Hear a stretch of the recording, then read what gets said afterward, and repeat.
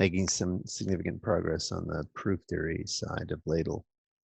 And so we're now looking at specifically at the negation. So we have an arrow, and typically you can define a negation in terms of an arrow. But there are some equational characteristics that need to hold, at least in the case of the negation that's most like linear negation. And so I, I've been looking very carefully at the resource um, uh, the catalyst that enables the com rule, or whatever the rewrite rule, to go forward. And I realized that there's a whole bunch of structure there that I hadn't thought about, uh, sort of with the right level of attention. Um, in particular, there are all kinds of tricks one can play to give that thing more structure. Right now, we're treating it entirely as a constant, but it could have a lot of interior structure. And one aspect of the interior structure gives you a continuation stack.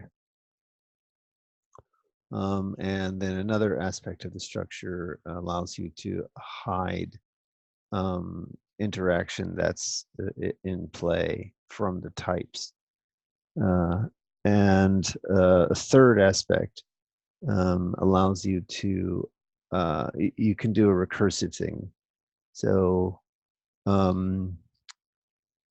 uh, it's been a long time since in this venue I've talked about the red-black sets, but you can imagine, you can reimagine the Frankel-Mostavsky set theory, which is a set theory with atoms, um, in terms of two set theories that are recursively interlocked.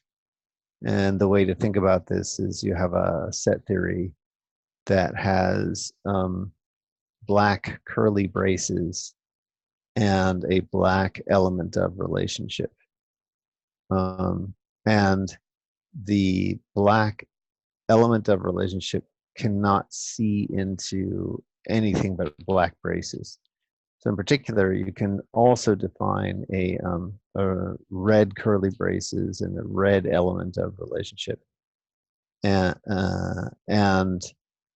so the black element of relation cannot see into the red curly braces, and vice versa. The red element of relation cannot see into the black curly braces. And so now you can define atoms for the black sets as red sets and atoms for the red sets as black sets.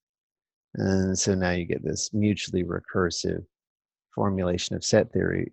So it's both, it has both properties, right? So it's like, ZF, in the sense that the set theory grows out of nothing. There's no source of risk, but at the same time, it's also it has atoms.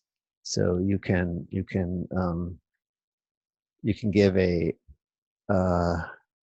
account of Frankel-Mostavsky set theory, and therefore all of the nominal capability can be that's used by Jamie Kabai and Andy Pitts. All of that stuff can be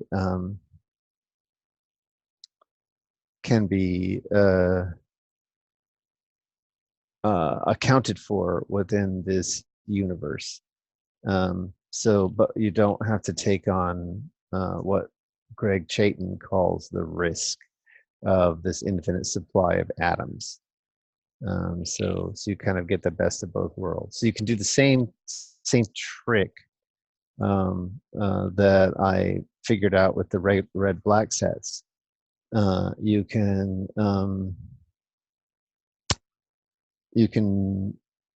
get that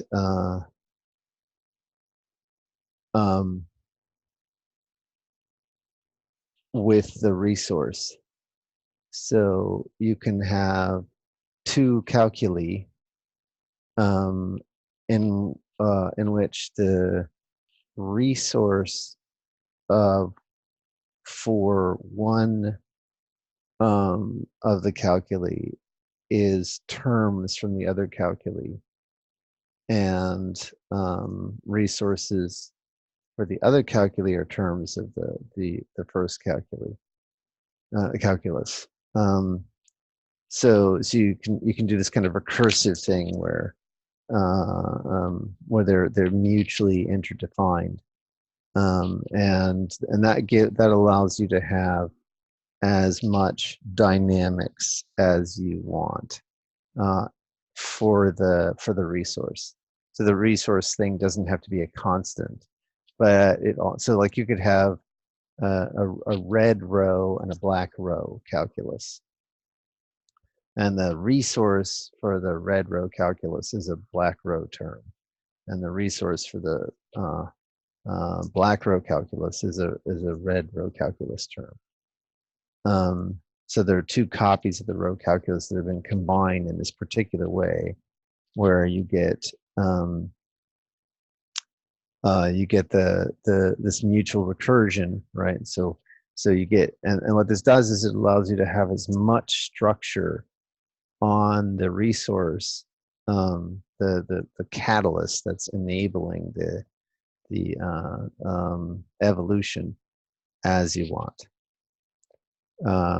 And so that kind of, because the resource is the place where you have the structure to build continuations. How do I explain this? There's a wonderful paper by Simon Peyton Jones and Amir Sabri and Kent Dybvig, in which they give an account of delimited continuations. And essentially they have a kind of fancy stack structure that they're carrying around as a part of the evaluation. And then delimiters are basically just regions in that stack. That's what they define. And it's a totally natural thing.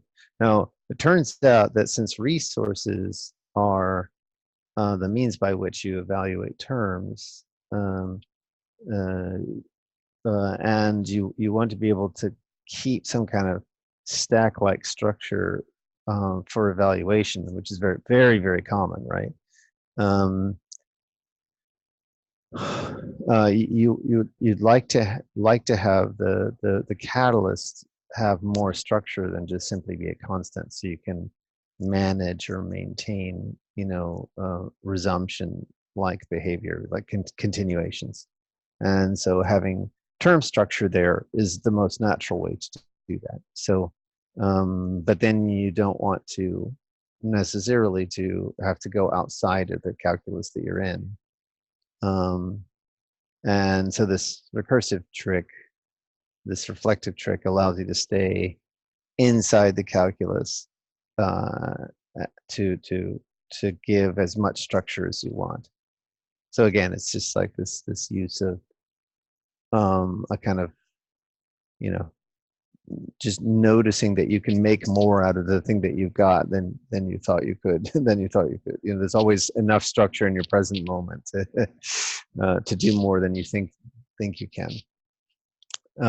So anyway, so that's the line of research that I've been investigating over the last I don't know, 4 or 5 days, and it's all there in order to be able to give an account, a rich enough account of the kind of negation that's associated with the term structure that is what's more commonly aligned with the linear negation as opposed to the set-like negation. Anyway, that's I don't know if any of that made sense for folks, but that's the update. Any questions from people? Greg, you talk about the red calculus and the blue calculus. Black, but So whatever. it is are the terms of the one calculus atoms of the other calculus? Yeah, that's right. That's exactly right. But in particular, if you look at the way we've been doing this, we have just like one atomic term that is a catalyst for the COM rule. So what we're saying is you in the case of rho, let's just pick a particular calculus to make our lives a little easier. So in the rho calculus, the workhorse engine of computation is the COM rule. And what with this particular account, which you can think of as closely related to cost accounting version of these calculi, which is why it's relevant for one of the reasons why it's relevant for our chain. So you can't run the COM rule normally like it is in the rho calculus. You have to have present one of these resources. Let's call it R. Okay, so unless you have an R in par with the input and the output, the forward comprehension and the output, it won't go forward, right? So you have to have this catalyst present in order for the reaction to take place. That's the idea. And now the question is, where does this resource come from, right? What is it, you know? And if you're importing something, like as soon as you start to have an interesting equational theory, like the resource, like it has multiplicity, you can count with it and things like that, then it starts to become a notion of compute all on its own. So on that side, you already start to see demands to have for the resource to have some kind of interior structure. On the other, the resource context is the means by which you want to stack and maybe it doesn't have to be a stack. It could be some organization of the continuation of computation, right? So you might have concurrency in there, so it isn't just a stack. It might be like some kind of tree structure or some other gadget that allows you to resume continuations that have been suspended, like a tuple space, for example. So anyway, so those are two obvious places where you have a demand to have the catalyst have interior structure. And now if you don't want to import some completely foreign notion of computation into this setting, you want to keep your setting pure, well, then you just take your notion of computation, in this case the rho calculus, and you split it in two. You say, okay, well, there's two copies of this thing, right? Like two universes side by side, and they are, they're sort of minimally interacting in the sense that they enable they enable each other to evolve. So now the R, so in the rho calculus, the resource R for the red calculus would be a black rho calculus term, and the same is true on the other side. The resource in the black calculus would be a red calculus term. So it still can't interact with the other terms, right? So it's not interacting other than to enable the COM rule, but but in its own universe, it can interact. And this allows you to have some really, really cool resumption kinds of techniques. So you can do all kinds of load balancing and other wacky stuff in this world. So you can keep it impoverished, right? You can only do a subset of the terms of one calculus or the other. but it all come all comes cut from the same cloth in some sense. Does that answer your question? Yes, that helps a lot. Good. Can I ask one more question about, you said the paper by Simon Peyton Jones, is the title of that a monadic framework for delimited continuations? Yep, that's the one. Okay, I got it. Yeah, it's a lovely paper. It's a lovely paper. It's really nicely structured. Yeah, it's a good way of. But I don't think that they went as far as they could have gone. In the sense that you want to ask yourself, what like they just give one structure, but they could, anything that supports a kind of monadic presentation would, you know, provide a structure. And one of the interesting things in that I observed a long time ago was that instead of, just having some random data structure like a stack or whatever, find a data structure that matches your context, matches the situation, the notion of computation, in this case, the lambda calculus. And the lambda calculus itself would give you a nice, just syntactically, the lambda calculus itself would give you a data structure that would support the thing that they're doing.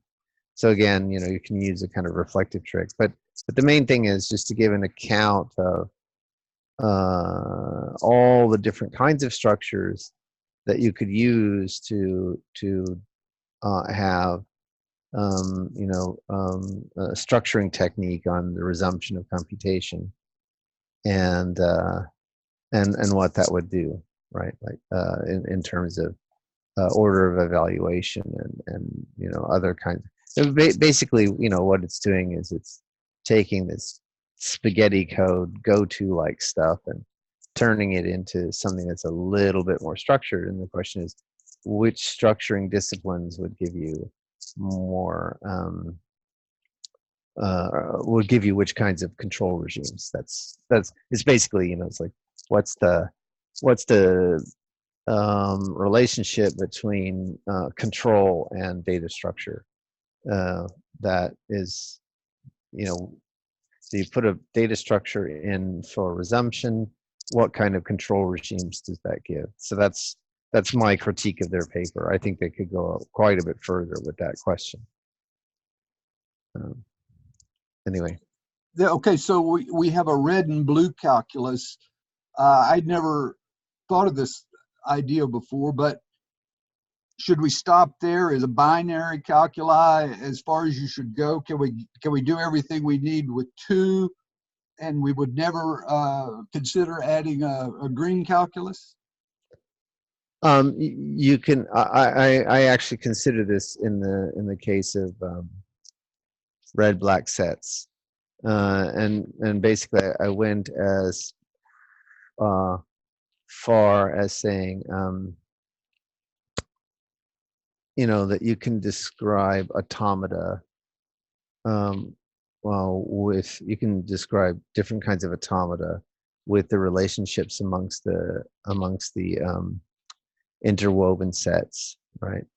So there's certain kind of closure properties that you have to have, right? If it, like the thing has to be closed, right? You can't have some orphan.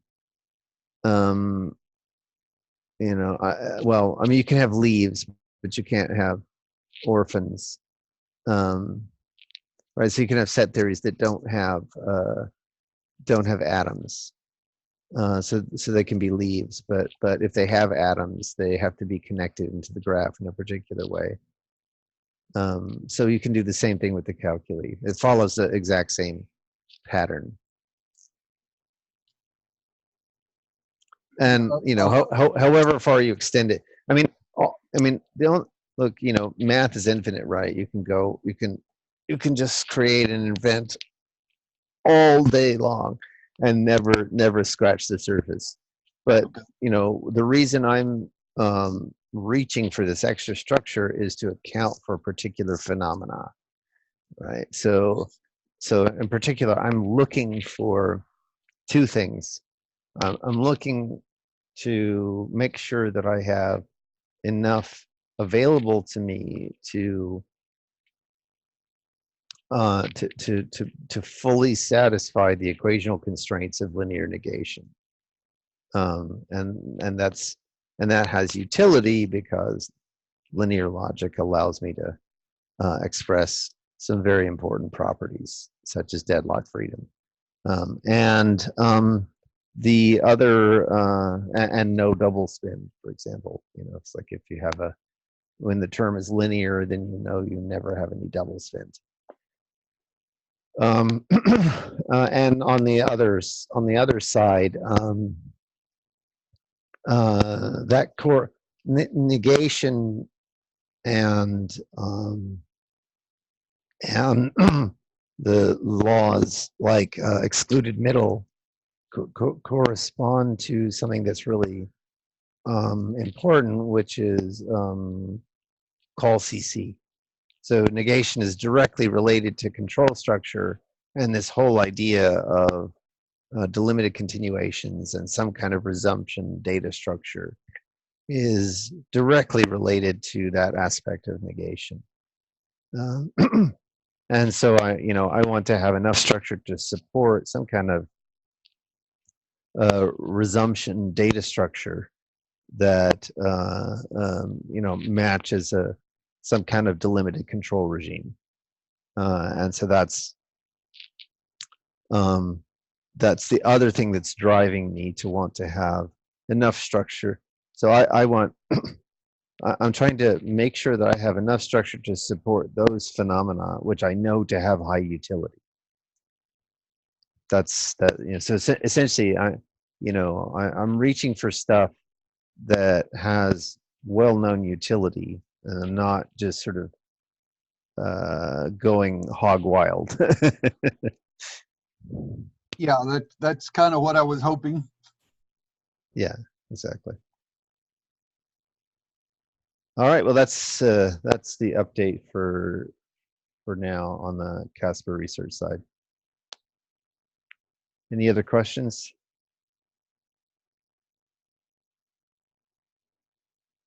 I had never heard you talk about this idea before. You say you've mentioned it before, but not for a long time. Had you been talking about this in any of the Casper or R chain? Yeah, I'm pretty sure I have. Yeah, I mean, I gave one of my Christmas talks, like around the end of the year. I give talks on unpublished results. So I have like notebooks and notebooks and notebooks filled with unpublished results. And one of my Christmas talks, it might have been just before our chain, I gave a talk on this stuff, on the red black sets. It's something I discovered, I don't know, maybe 2004, 2005. Yeah, 2005, I think. Does this relate to the relationship between the process and the catalyst, or the interpreter pattern? Yeah. I think you came in late. I was what I was saying was that so Mike and I have been ignoring the structure of the catalyst. We've been treating it as if it were a constant, effectively. But the more I'm considering its relationship to the linear negation, the more I realize that the catalyst, there's demand on the catalyst to have some fairly significant structure. And if you want to, sort of support that structure while at the same time keep the keep things pure in the sense that you're not importing some notion of computation from some other area, then you can pull this trick where you have two copies of the same calculi, and they're the catalyst of one calculus is the terms of the other, and vice versa. So this kind of, one fanciful way to think about it is people have been contemplating an Everettian, a variant on Everettian interpretation of quantum mechanics, where the worlds don't just they're not ghosts with respect to each other. They're interacting in some way. So this is a kind of, a variant on those intuitions, right? So the two calculi can't directly influence each other, but they do influence each other in the sense that they enable the evolution. So one enables the evolution of the other, but the but the particular reactions inside one don't react with the other.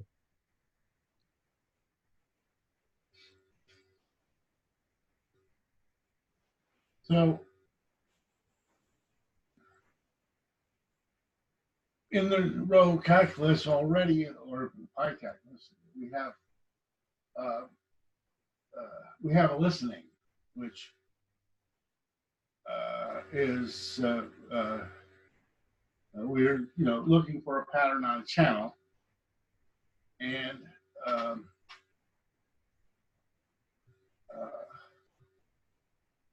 we don't know if anything is ever going to be sent on the channel.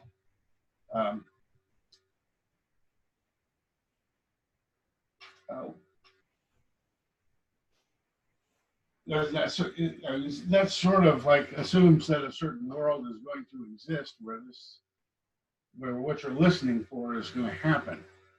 So there's going to be the opportunity to complete this, and by listening for something, causing a common event to happen when somebody sends something. How is that different from? I'm not sure what my question is, but it seems like we've already got part of that variant. Oh! There's no question. You could encode the red-black version into just this straight up row calculus. But the truth is, you can give an encoding of the pi calculus into Turing machines, but you'd only ever get interleaving style concurrency, and you'd lose a lot of the important expressive structure, right? So the extra articulation is there to give you a kind of expressivity. You can give semantics of the pi calculus down into the lambda calculus. Again, you only ever get interleaving style concurrency, but you lose something really important, right? Which is this understanding of what's independent, what's autonomous, and what's not. That just isn't visible in either Turing machines or lambda calculus. So it's all about having the right level of expressivity, the right sort of knobs and dials, so that your interface is supporting how you think about things. So here, we have both a theoretical concern and we have a practical concern. So the theoretical concern that we have is that when you try to give these categorical models of the pi calculus, they're promiscuous in the sense that they allow for, without some kind of extra machinery, they allow for a reduction under a prefix, which is not faithful to the way the pi calculus or the row calculus works. So, my solution to the puzzle was to simply say, well, you have to have a catalyst.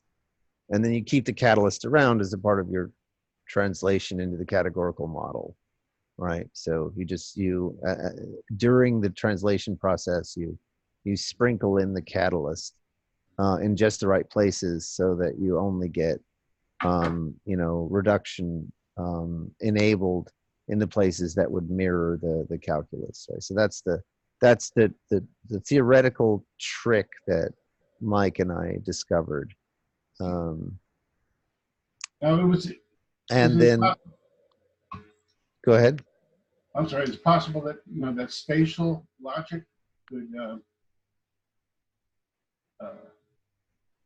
be what controls or catalyzes. So my aim is to have the logic arise from the notion of computation.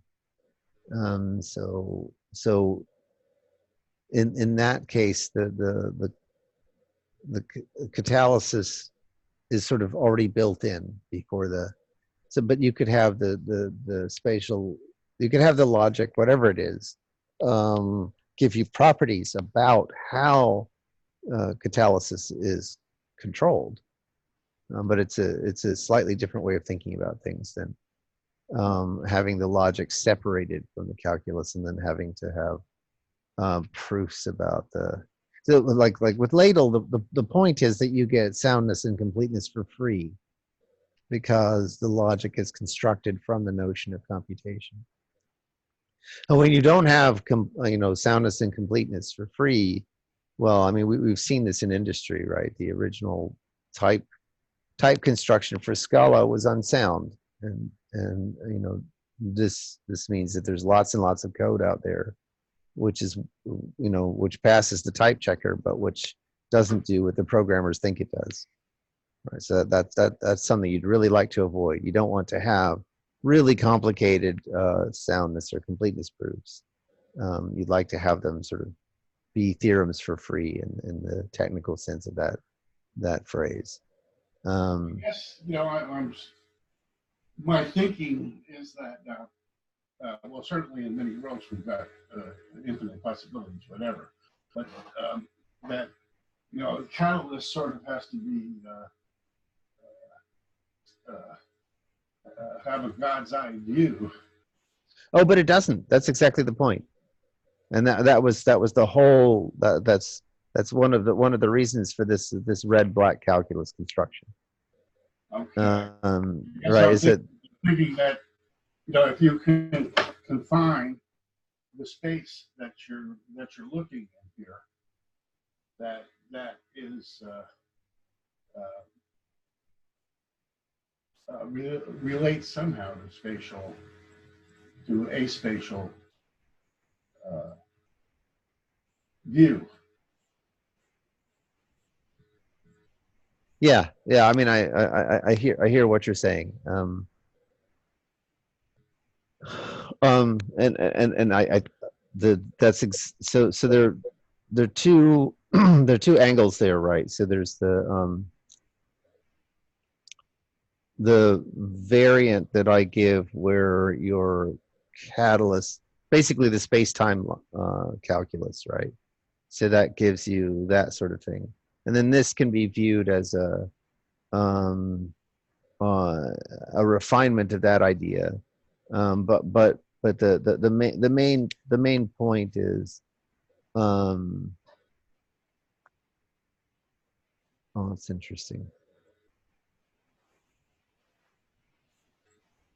Oh, that's interesting. Yeah, so the difference between the space-time calculus and this construction is that we use context term pairs, and so it's so in some sense it's more spatial in the which may satisfy your intuitions. Whereas we have a number of spaces that we can consider here. Yeah. But the point is, what is a notion of space, right? And so if you use context term pairs that is a clear and clearly defined notion of location. Before, so in this other line of reasoning that I've been doing over the last 4 days, I'm only interested in modeling resumption and negation, right? Those are the two things that have a particular relationship that has to be, respected, and we have a clear understanding of what those relationships are, right? So in particular, the law of excluded middle corresponds to call CC, and it does so in this very crisp fashion. Corresponds to what? I'm sorry. Call with current continuation. Call CC is the name it's given in scheme. Right. So what I'm trying to do is to elucidate these.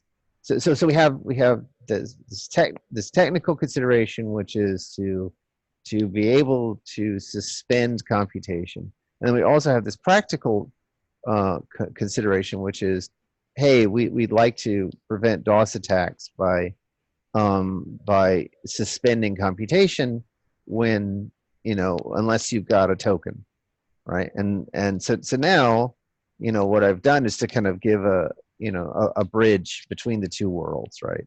So those two, so what I've said is those two worlds are actually one and the same. And even more interestingly, the token for one network can be the programs of another network, and vice versa.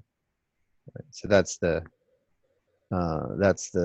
sort of insight, right? And then in the how do I say this? And if you want to keep it pure, right? So you're not considering this heterogeneous world, right? Then you can have, one shard or one deployment of our chain, can the programs of that shard can be the tokens for another shard and vice versa. So that's kind of the conceptual trick. But you're right. There is a notion of spatiality that's available here, where in the space-time calculus the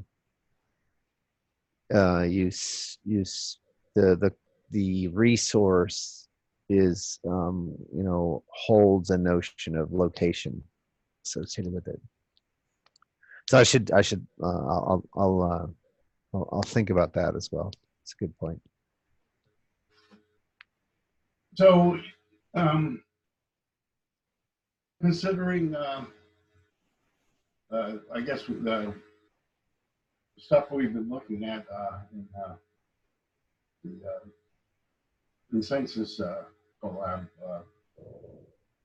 and the error correcting codes, is the Hamming distance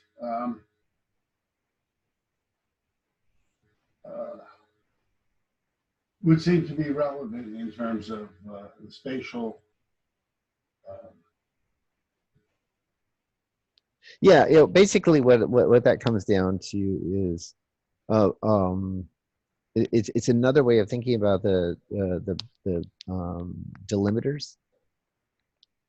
So so sort of kind of the point I was trying to make with the using the space-time calculus in the context of the error correcting codes is that you can see the error correcting codes as giving you a bound or a region, in terms of Hamming distance around, how you can pick up or resume the computation. Right. So that's exactly what's going on here. It's like we're giving a discipline on how the computation can be resumed. So, that it can be suspended and how it can be resumed is